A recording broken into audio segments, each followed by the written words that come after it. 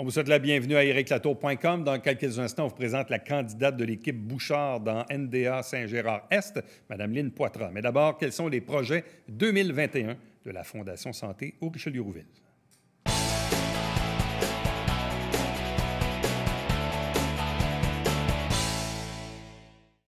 Parlons des projets 2021 au sein de la Fondation Santé au Richelieu-Rouville avec sa directrice générale, Julie Coupal. Bonjour et bienvenue. Bonjour, Rick. Donc, évidemment, ça fait presque un an qu'on est dans cette espèce de schéma de pandémie où, pour les fondations, entre autres, où vous ramassez des sous normalement dans des activités sociales. Entre autres. Chose assez rare depuis un an. En fait, la première question, c'est comment ça va? On en parlait un petit peu hors d'onde, ça va bien, mais le fait que ça fait un an puis qu'on n'est pas encore sorti de cette pandémie-là, c'est sûr que ça a des impacts. Hein? La première année, on était beaucoup trouver des solutions à court terme, faire preuve de créativité, se revirer de bord rapidement. Là, en deuxième année, il faut qu'on commence à être plus organisé, si on veut, puis à faire perdurer ces options temporaires-là. Et à se demander, est-ce que c'est le nouveau normal aussi? Mais ça va relativement bien. On a fini l'année dernière, on a fait nos chiffres. Les gens ont été, de façon différente. On a eu subvention salariale du gouvernement, qui a quand même aidé à un certain niveau. Il y a eu un fonds d'urgence qui a été fait, ça s'appelait la ligne de fraude. Donc, c'est un regroupement de plusieurs fondations hospitalières. C'est un regroupement canadien. Donc, une grande collecte de fonds pan-canadienne qui a eu lieu, qui nous a donné plus de 100 000 à la Fondation. Fait qu'il y a eu quelques initiatives temporaires de la COVID qui ont un peu comblé le manque à gagner qu'on allait chercher dans nos événements, par exemple. OK. Donc ça, cette conjoncture-là vous a permis, malgré tout, autrement, mais de quand même faire vos chiffres. Oui, exactement. On a eu une année, on savait que l'année 2020 serait beaucoup moins profitable que 2019. On l'avait déjà prévu parce qu'on en a déjà parlé. On a perdu les revenus qui provenaient du stationnement. Donc, on a eu les revenus jusqu'au mois d'avril. Donc, on avait déjà anticipé une forte baisse. Puis, en 2019, on avait eu des dons vraiment extraordinaires, là, des dons planifiés, des legs testamentaires et tout ça qu'on ne voyait pas en 2020. Donc, nos revenus ont diminué par rapport à 2019, mais sont un petit peu plus élevés que ce qu'on avait prévu au budget. Et là, comment pouvez-vous, disons, prévoir les revenus de 2021? On y va conservateur. On a connu, par exemple, une de nos sources de financement, c'est notre campagne postale. On envoie à plus de 6 000 personnes des lettres à la poste 2 fois par année. Et ça rapporte à chaque année là, un montant très intéressant. Et cette année, ça a été une année record. Okay. Les gens, étant donné qu'il y avait moins de sources, moins de possibilités pour faire des dons, bien, les possibilités qui restaient ont connu un plus grand succès. Puis on le voit ailleurs, les gens qui font des tirages, par exemple, des fondations qui font des tirages ont vendu le billet très facilement cette année à cause de ça. Donc, puis on a aussi l'année passée mis en place, il y avait les soirées gourmandes virtuelles avec des boîtes. Les gens ont vraiment levé la main et participé. Cette année, on ne va pas vers là. On pense que la formule a été amplement utilisée. C'est une formule temporaire. Je pense que ça faisait l'affaire des gens, mais je pense que les gens ont hâte aussi d'avoir des vraies sorties puis des vrais événements. Je pense qu'on est tous un peu impatients de ça. Oui, exactement. Dans notre cas, cette année, on a quand même certains espoirs, mais tu sais qu'on garde... Bon, notre défi Je bouge revient encore cette année de façon virtuelle toujours. Ouais. Là, c'est sûr qu'on ne fera pas un rassemblement là, de 2000 personnes, mais on relance notre spectacle d'humour avec notre fabuleux porte-parole, là, Martin Vachon. Ça va être un spectacle virtuel. Mais qui sait? Peut-être qu'on pourra le faire en mode hybride si, rendu là, les consignes changent.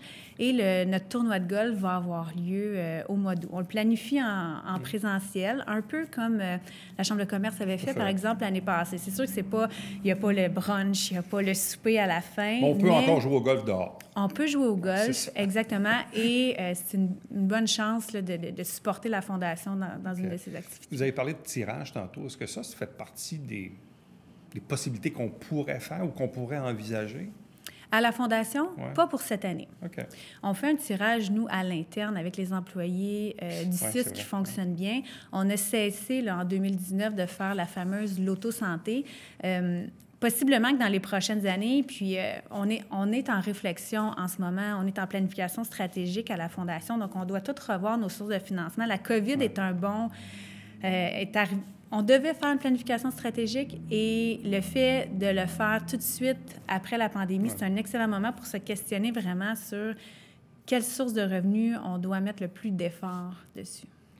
Et là, dans le fond, quels sont les derniers projets sur lesquels la Fondation a contribué? Puis après ça, la question qui va suivre, c'est quels seront les suivants, les prochains projets?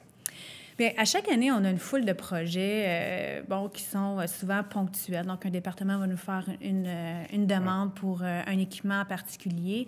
On est toujours présent dans les CHSLD, par exemple. Et on s'est engagé l'année dernière pour 5 années dans un projet majeur en santé mentale. Donc, c'est le projet Bâtir ensemble. Et j'aurai la chance de revenir sur ton plateau, Éric, pour t'en parler plus en détail, parce qu'on va vraiment mettre en branle une campagne de financement pour ce projet-là. Mais il était déjà dans nos chiffres à partir de l'année dernière. OK. Ça, c'est pour ce projet-là en santé mentale. Dans le cas des CHSLD, dans le fond, on dit quoi? C'est 100 000 pour les 6 CHSLD? Oui, cette année. Grosso modo, à chaque année, c'est entre 80 et 120 000 qu'on investit. Donc, c'est une enveloppe qui est principalement utilisée pour améliorer le quotidien. Fait que vraiment faire en sorte que le centre soit un milieu de vie.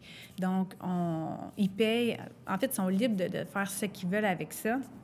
Mais c'est souvent pour améliorer le quotidien. Donc, souvent, de la musicothérapie, de la zoothérapie. On va acheter des équipements de divertissement comme des télévisions, des casse-têtes ou toutes sortes de petits équipements ou des projets de plus grande envergure. Comme cette année, au CHSLD de Sainte-Croix, ils ont aménagé une nouvelle unité prothétique. Donc, c'est très hospitalier comme milieu, si on veut. Nous, le rôle de la Fondation, en fait, ce que sert cette enveloppe-là, c'est vraiment au niveau de la qualité de vie. Donc, ils vont aménager, par exemple, des murales trompe-l'œil.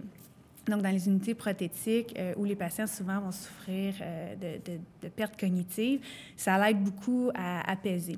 Ils vont aussi aménager des salles de bain avec un nouveau concept qui s'appelle je ne vais pas dire n'importe quoi, Snoozeland, quelque chose comme ça. Okay. L'aromathérapie, musicothérapie dans la salle de bain. Donc, ça va être vraiment à apaiser les gens. Fait que c'est le genre de projets qui sont financés avec ces enveloppes-là. J'aurais aimé te faire la liste de tout ce qui va être payé cette année avec le 100 000, mais comme les années financières ne sont pas les mêmes entre nous et le 6, eux ont jusqu'au 31 mars pour nous soumettre les projets qu'ils vont payer avec l'enveloppe que nous, on les a attribués en début d'année. Pour le public, quand même, ce qu'on comprend, c'est qu'il y a à peu près 100 000 qui est destiné aux 6 CHSLD de la région pour améliorer la qualité de vie des résidents. Tout à fait. Bon. Il y a aussi 2 projets de thérapie par l'aventure. Qu'est-ce que c'est? C'est des projets qui sont aussi récurrents. Il y en a un qui est plus de première ligne, dont on fait avec le CLSC pour les jeunes. Donc, les jeunes adolescents qui souffrent de différentes formes de problèmes de santé mentale, pour qui les thérapies plus traditionnelles ont peut-être un petit peu moins de succès. Donc, les gens vont dans un camp, les jeunes vont dans un camp, puis bon, la thérapie est faite à cet endroit-là par des intervenants, puis par l'activité physique et vraiment l'aventure. Ça, c'est le programme Horizon. Oui, programme Horizon. Et en deuxième ligne, donc avec l'unité de psychiatrie à l'hôpital, il y a tout un programme qui s'appelle Premier épisode psychotique, où là, il y a toutes sortes d'éléments qui rentrent dans le programme. Et nous, on finance aussi la thérapie par l'aventure faite avec ces gens-là. OK. Donc, on voit que ça tourne beaucoup alentour de la santé mentale. Entre autres. Entre autres. Oui, pour les thérapies par l'aventure. Entre autres pour les thérapies. Donc, il y a vraiment des besoins de ce côté-là. Est-ce que le 6 vous a fait parvenir aussi un peu sa liste d'épiceries? Est-ce qu'on a besoin d'équipements ici et là dans tel ou tel département? Bien oui, tout à fait. On touche pas mal à chaque année, à chaque département. Des fois, il y en a un, évidemment, qui a plus de besoins que d'autres. Cette année, entre autres, on va acheter un échographe portatif pour l'unité mère-enfant. Donc, en ce moment, l'unité a une grosse machine échographique qui n'est pas portative. Donc, à chaque fois qu'il y a en salle d'accouchement, on en a besoin d'une, il faut comme la débrancher, la transporter. Ça prend beaucoup de place, souvent la place du conjoint dans la salle d'accouchement. Et ça peut créer du retard parce que cette machine-là, normalement, elle va être utilisée pour la clinique gare ou pour les échographies. Donc, ça va être un ajout au niveau de l'efficacité puis du travail du personnel. Donc, ça, c'est une chose. Avec les personnes âgées, cette année... Mon Dieu, j'ai un blanc tout d'un coup. Des choses qui arrivent. Oui, j'ai vraiment un blanc, mais... Ah oui, excuse-moi. Des fois, c'est pas nécessairement les gros équipements très coûteux qui font vraiment une différence dans le quotidien, mais on va acheter une armoire pour des couvertures chauffantes. Ouais. Donc, au 6e Sud, souvent, bien, ça réconforte. Des fois, ça fait partie des soins, tu sais, d'appliquer de la chaleur lorsqu'il y a une douleur. Donc, on va acheter ça cette année. On a aussi, en soins palliatifs, on va équiper les chambres de petits frigos pour le patient et sa famille.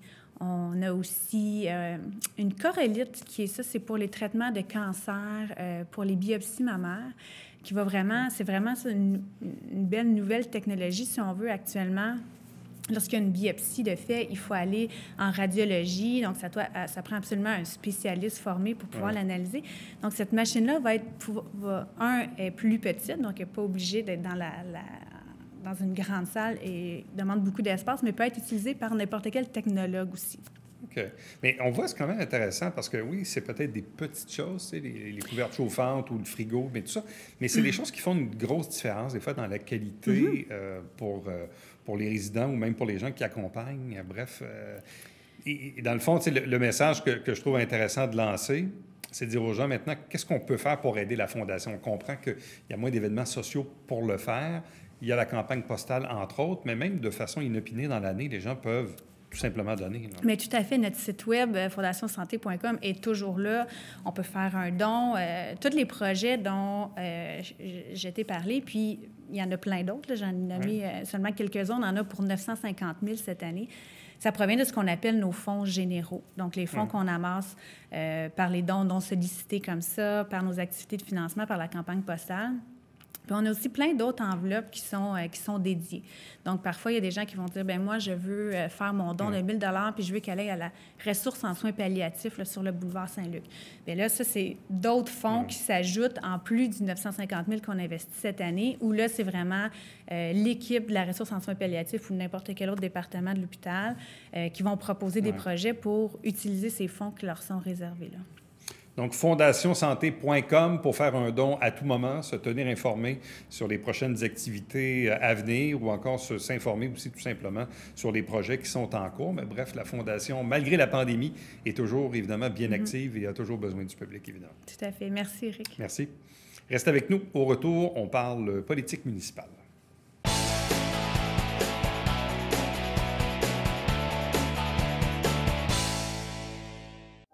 Mesdames et messieurs, bonjour et bienvenue à la Justice entre nous. Mon nom est Serge.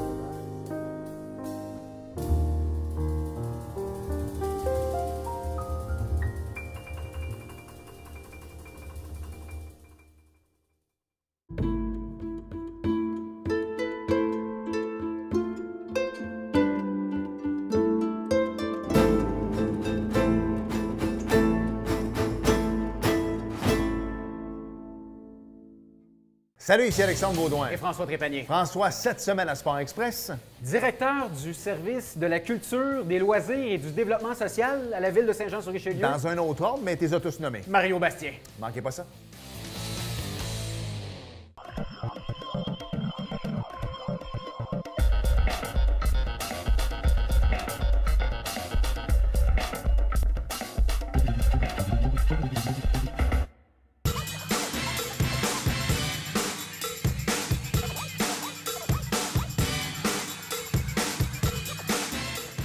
Dimanche, 9h30, Télébingo, on vous attend.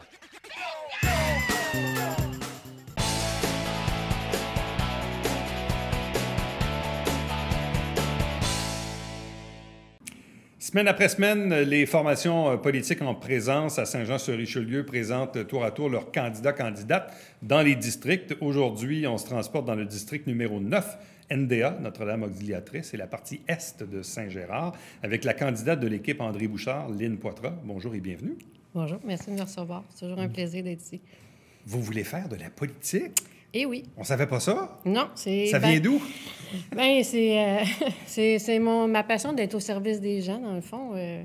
Dans ma garde rapprochée, quand j'ai mentionné que je songeais à me lancer en politique, je leur demandais qu'est-ce que tu en penses, puis, mon Dieu, unanimement, là, c'est comme si on te voit là-dedans, là, vas-y, tu sais.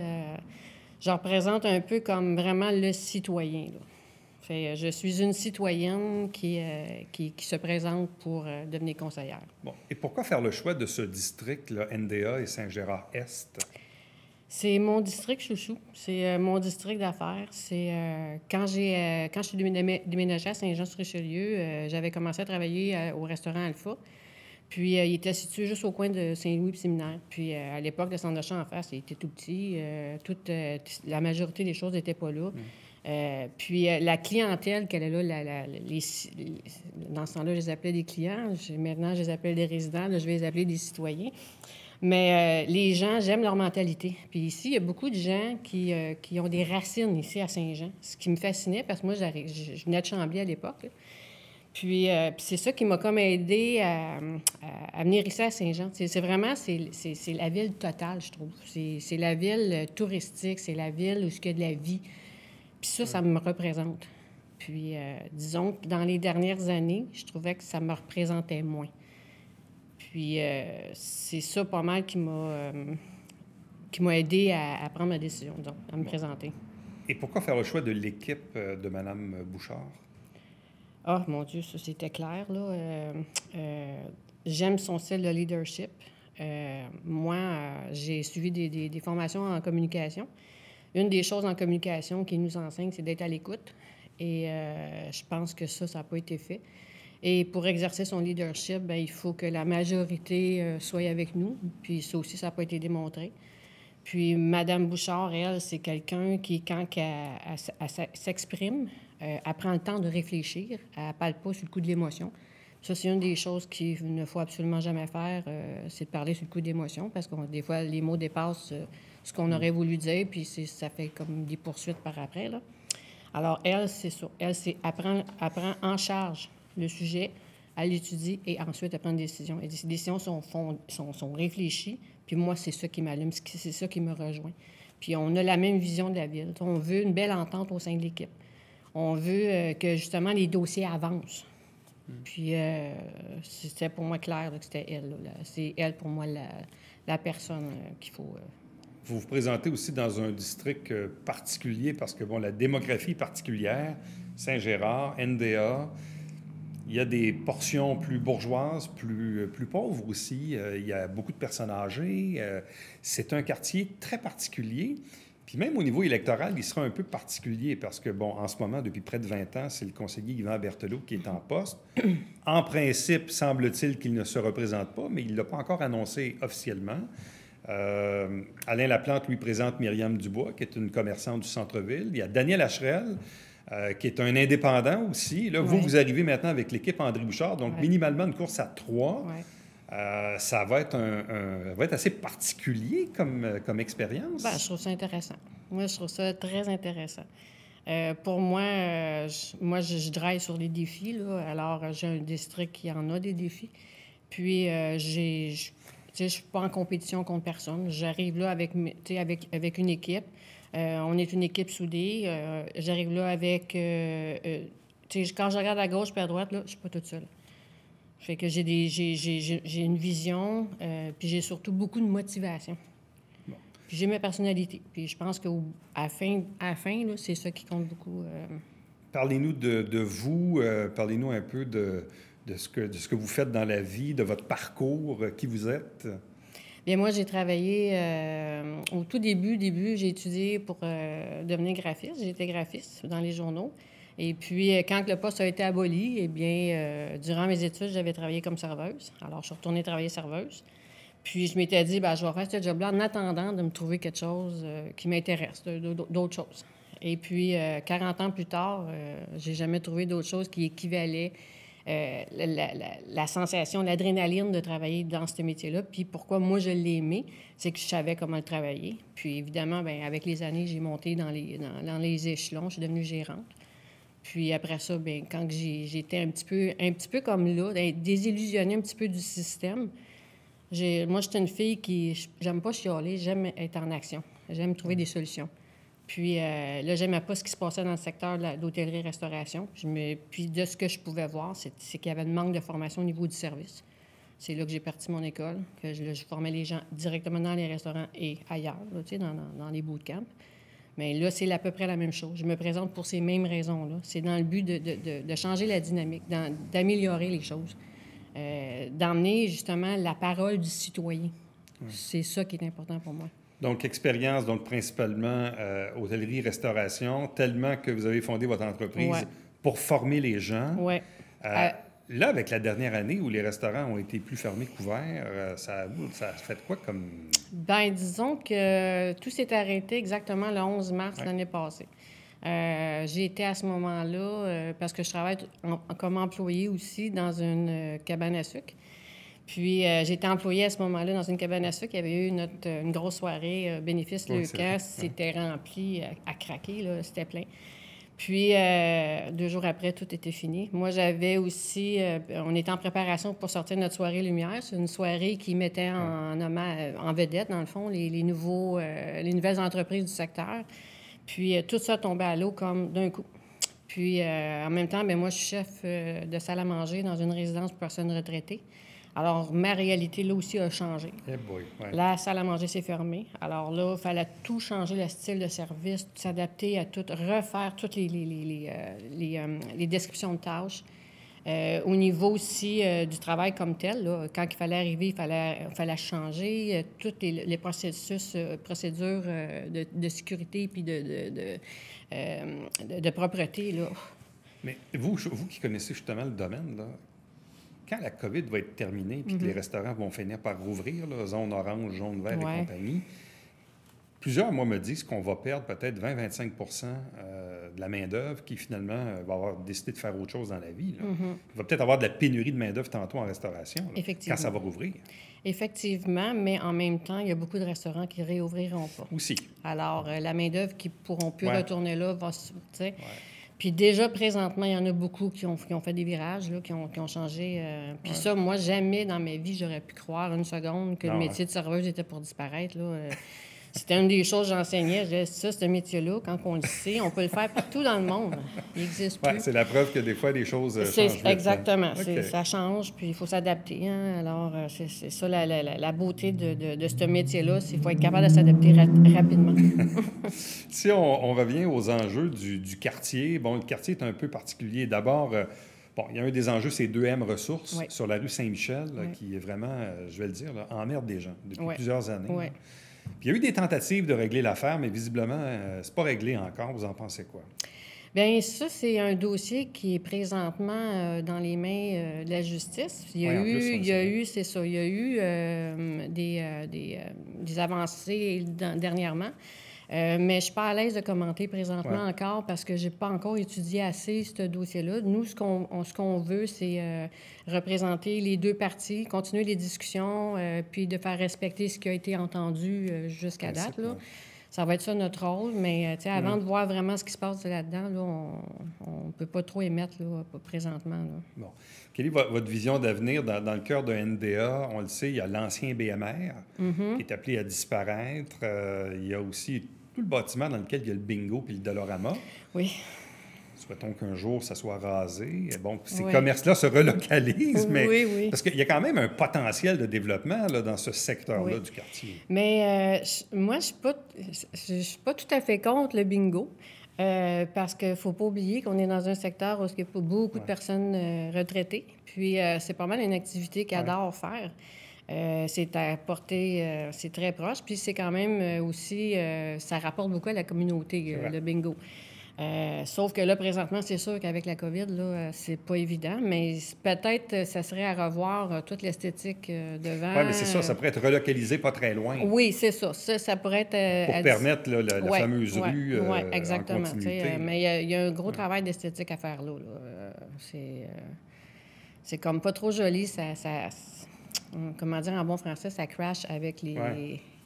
Qu'est-ce qu'il y a autour, là, qui se construit. Mais en même temps, quand on arrive en arrière, là, on a d'autres styles. C'est ça, l'urbanisme a tellement... il y a eu des choses qui ont été acceptées que là, il faut dealer avec. Parce que là, évidemment, il y a le projet Évol qui est en construction en ce moment. L'ancien grenier aussi. C'est vrai. Ça aussi, là, pas loin des Halles, là, ça aussi, là, c'est tout en hauteur. Puis L'ancienne église Saint-Gérard aussi. Oui. C'est bon, c'est ça. Fait que- Il y a bien des affaires qui se passent. Oui, exactement. Pour vous, c'est quoi les principaux enjeux, les priorités dans ce quartier-là? La circulation. La circulation. La circulation, là, ouf. Parce que justement, on a de plus en plus de résidents, mais les rues sont encore tout petites. Alors, comment faire pour améliorer ce problème-là? Quand on regarde les rues Saint-Louis, quand on regarde les rues dans le coin des Halles, il y a des fois, il faut vraiment se tasser à droite pour laisser passer. Puis, il y a beaucoup à faire. C'est à travailler, ça, la circulation, beaucoup. Bon, puis parlant de circulation, on sait que il y a un projet de mettre les rues résidentielles à 40 km/h. Ça, c'est une chose. Oui. Mais la rue Champlain, à 40 km/h, êtes-vous à l'aise avec ça? Je vous dirais que faudrait continuer la réflexion là-dessus. Je suis pas certaine que c'est la bonne solution. Je passe par là, moi, tous les matins, puis je trouve même que ça devient, à un moment donné, dangereux parce je passe mon temps à regarder mon kilométrage, là, qu'à regarder la rue. Puis c'est quand même une zone, c'est une rue qui traverse toute la ville. Puis là, je tourne sur la rue Saint-Louis, puis elle est à 50 km. Puis là, il y a plein d'autos stationnés partout. Fait que il y a beaucoup à faire dans ce coin-là. Ça aussi, c'est une décision qui a été prise. On va voir, pendant justement l'été, je vais avoir la chance de partager ça avec les gens. On va voir, eux, c'est quoi leur vision là-dessus, puis de voir avec eux, ça sera quoi l'avenir de ça. Madame Poitras, merci beaucoup. Bonne chance. Au plaisir de se revoir. Merci. Reste avec nous. Au retour, le mot de la fin.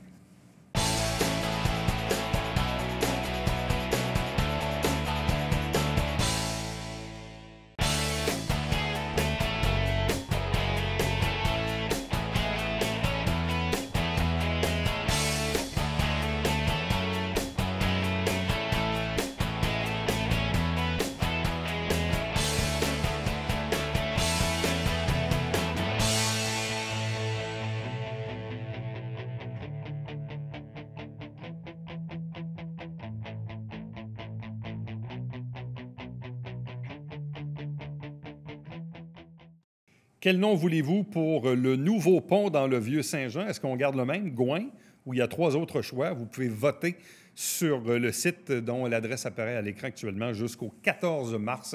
Donc, c'est important, évidemment, de se prononcer pour avoir sa voix dans le choix. À demain. Bye-bye.